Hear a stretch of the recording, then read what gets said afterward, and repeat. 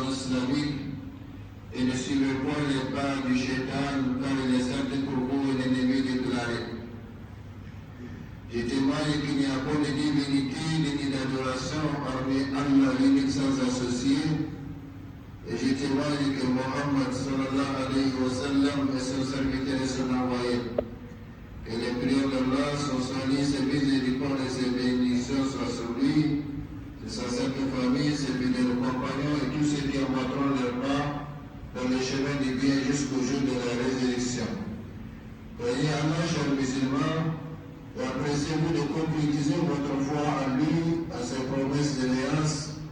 Apprenez votre religion et vivez à sa lumière, vous connaîtrez les bonheurs terrestres et célestes. Chers frères et sœurs islam, voici la 19e partie de la série de sermons sur les qualités du bon musulman, pendant nous répondre davantage à son bon traitement. Rappelez-vous que le seul fait d'écouter ou de lire ces qualités n'apportera aucun changement dans votre vie spirituelle et matérielle, ni dans votre position par rapport à Allah. Ce qui fera le changement, c'est la connaissance et la mise en application de ces qualités. Nous nous sommes arrêtés lors du sermon passé sur la 34e qualité, à travers laquelle nous avons vu que tous les musulmans du monde, à quelque lieu qu'ils se trouvent, cherchent à réaliser et à parfaire l'unité dans la foi, dans la totale soumission à Allah, dans l'attachement à sa loi, dans l'obéissance à son envoyé Mohammed sallallahu alayhi wa sallam, dans la fraternité, l'amour, la solidarité, la cohésion, la courtoisie, la compréhension mutuelle, la tranquillité, la douceur, le calme et l'ordre. Ils appellent l'ensemble de l'humanité au bien, ordonnent le convenable, interdisent le blâmable. Ils traduisent ainsi les propos du prophète sallallahu alayhi wa sallam concernant les musulmans. Le musulman est le frère de tout musulman. Il ne lui fait pas injustice, il ne l'abandonne pas et il ne méprise pas. La crainte est ici même en indiquant sa poitrine. De tout le mal que peut faire un homme, le seul fait de mépriser son frère musulman suffit. Le tout des musulmans est sacré pour un autre musulman, son sang, son honneur et son bien.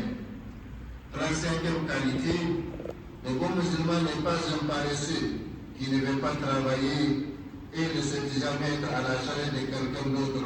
Au contraire, il travaille pour se suffire à lui-même et à sa famille, pour aider ses parents, ses frères et sœurs et toute la communauté. Abdullah ibn Omar, qu'Allah l'a dit, عمل لدنياك كأنك تعيش أبدا وأعمل لآخرتك كأنك تموت غدا.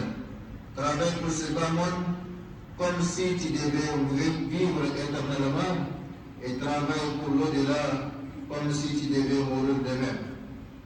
Il dit aussi dans une tradition, خيركم من لم يترك آخرته لدنيا ولا دنياه لآخرته ولم يكن كلا على الناس. Le meilleur d'entre vous est celui qui n'a pas négligé sa vie future pour la vie présente et n'a pas abandonné ses bas mondes au profit de l'autre et n'est point devenu une charge pour les autres. Francis, ainsi le bon musulman lutte toujours pour être utile à la fois à lui-même, à sa famille, à ses parents et à toute sa communauté. L'islam est en effet la religion dans laquelle chacun sera récompensé et selon ses actes et qui demande à tous ses adeptes d'œuvrer en vue d'unir les temporels et les spirituels. Le travail est donc une obligation de l'islam, ne serait-ce que pour parachever les piliers fondamentaux de l'islam, dans la zakat et le hajj, qui exigent la possession des biens matériels et financiers pour leur accomplissement. Or, une règle juridique de la jurisprudence islamique stipule « Ma la yatimul wajib illa bihi fahuwa wajib ». Ce dont le devoir ne peut s'accomplir que par son biais devient aussi un devoir. Par exemple, la prière, la salat est une obligation religieuse qui ne peut s'accomplir qu'avec ablution. Cette dernière devient alors une obligation. De même, c'est un devoir de prélever la zakat et d'accomplir le hajj. Or, on ne peut pas les accomplir sans une certaine aisance matérielle. Donc, la recherche de cette aisance matérielle à travers le travail devient accepte. Cependant, le bon musulman, bien qu'il travaille avec zèle, n'est pas cupide, car il est toujours reconnaissant des biens matériels, financiers ou moraux qu'il reçoit d'Allah. Or, la cupidité conduit à l'ingratitude, car quoi qu'il gagne le cupide, il est toujours insatisfait parce qu'il a espéré plus qu'on a gagné. La cupidité conduit à l'ingratitude, qui conduit à son tour à l'avarice, à l'égoïsme, voire à tous les vices moraux. Allah subhanahu wa ta'ala nous fasse comprendre davantage.